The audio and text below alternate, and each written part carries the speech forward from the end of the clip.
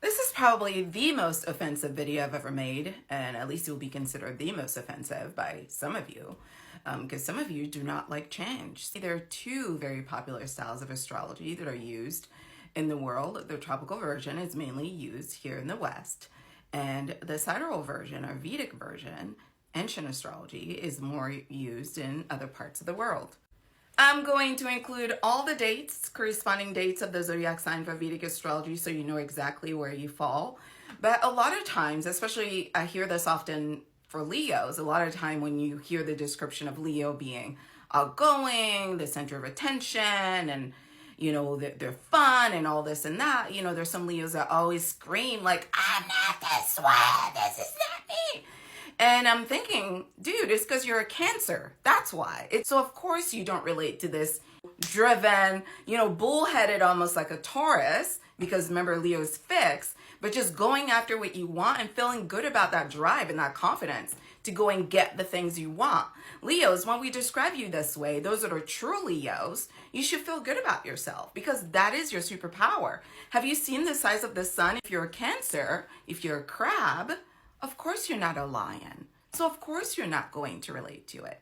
So those of you that struggle with identifying with your sun sign when it's described to you, I would recommend checking out your Vedic astrology placements and see how you feel about those. For me, that experience was life-changing because in Vedic astrology, I am a Scorpio stellium.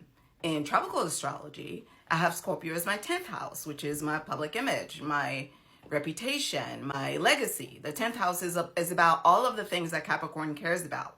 So whether it's a stellium in Vedic or 10th house in tropical, the theme is the same. I am pretty strongly Scorpion.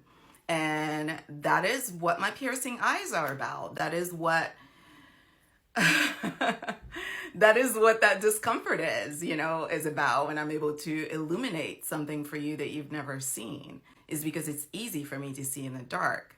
It's easy for me to see people's shadows. Whether we're saying that's my career or whether we're saying that's overall my energy is really insignificant. It doesn't really change much. The bottom line is Scorpios are all about discovering what's hidden. So me being a therapist makes sense. When people come to therapy, they don't actually come with the problem. They come with the symptom of the problem. That's what they share with you. And if you're a good therapist, your job is to find out what the problem is. And that takes some shining some light and digging. Also, me going from being a mental health service provider with, you know, 20 years of studies and almost 20 years of practice experience to deciding to become an astrologer is very Scorpio. Can we talk about that for a minute? Like, that transition is very Pluto. It's giving. In tropical astrology, though, I am a Sagittarius stellium and a Capricorn stellium. And those of you that know astrology understand how Capricorn and Scorpio are very similar energetically. Which one is the most accurate? I'll tell you honestly, neither of them is the most accurate because the constellations do not form a perfect 360 in the sky. When you're looking at your Vedic astrology chart, which is what most of the world uses, by the way, the zodiac signs are mapped according to the fixed positions of the stars. So fixed position of the stars, and the zodiac signs are mapped according to the constellations that are derived from those fixed positions. When you're looking at tropical, the zodiac signs are mapped in relations to the position of the sun. Tropical astrology is generally used for sort of a psychological analysis of a personality type based on their zodiac sign.